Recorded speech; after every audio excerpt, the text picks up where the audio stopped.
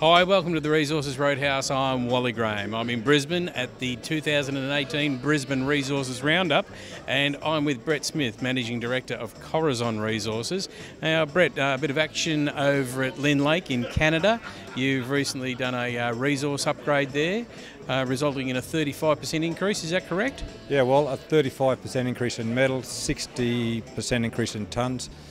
There was an old Canadian NI 43101 resource which we upgraded to JORC in 2015 when we took over the project. There's a lot we didn't like about it. We've added about 6,000 drill holes to the database, so we've gone back and redone that.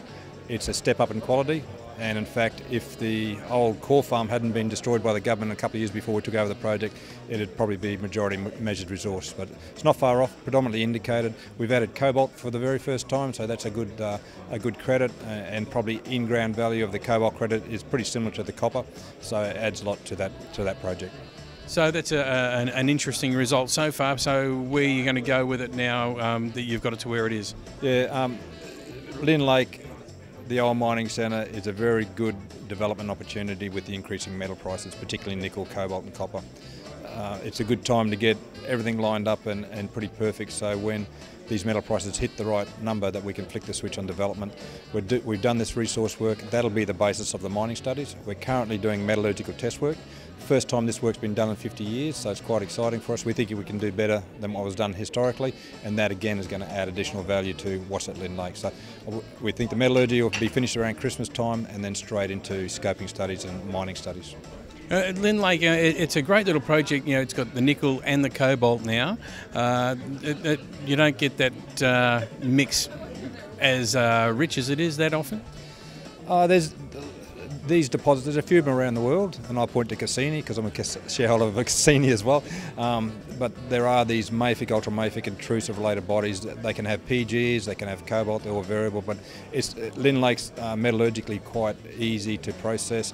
And historically they captured most of the copper, most of the nickel and most of the cobalt as well, so it's quite clean. So no, it's a good mix and it's a valuable mix, we think.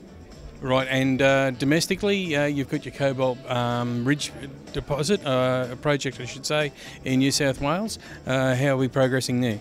Yeah, we've just finished a drill program there. We put one lot of results out. The last few assay jobs should be back very, very shortly, and so we'll update the market on those results as soon as we can.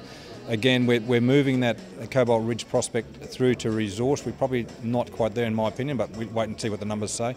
At the same time, we kind of stood back a bit and said, okay, we've got this Cobalt Ridge. It's a cobalt dominant sulphide deposit, very, very rare, quite valuable.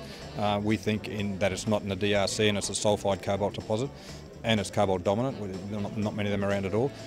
But we've kind of stood back a bit and said, okay, is this the only one in that project? And we've got about another 20k strike to explore. We've been doing regional geochem, a lot of cobalt anomalism, a lot of copper anomalisms coming up, and so it looks quite exciting for us. We think we'll be able to identify other examples of Cobalt Ridge style mineralisation at Mount Gilmore. Cool. Do you think it's fair to say that there's a bit of a cobalt region developing in around New South Wales? Yeah, we're quite separate from anyone else, but our region is quite I guess a substantive now geochemical anomaly for cobalt, previously unrecognised. There's a bit of low key copper mining back in the turn of the century, 1800s, 1900s, so that's how long ago we're looking. But this thing is popping its head out of the ground and saying, look at me, look at me. So yeah, I think you're right. And more there's a lot of I guess nickel laterite deposits in New South Wales with cobalt people are exploring, but there's not many sulphide deposits. So. Oh, great. All right, Brett, well, that sounds all very interesting. Sounds like there's a bit of news to be, should be coming out of Corazon that we will be able to take a lot of attention to. Yeah, we've got, I think, a pretty busy time leading into next year. So. Great, we're looking forward to it. Thanks Brett.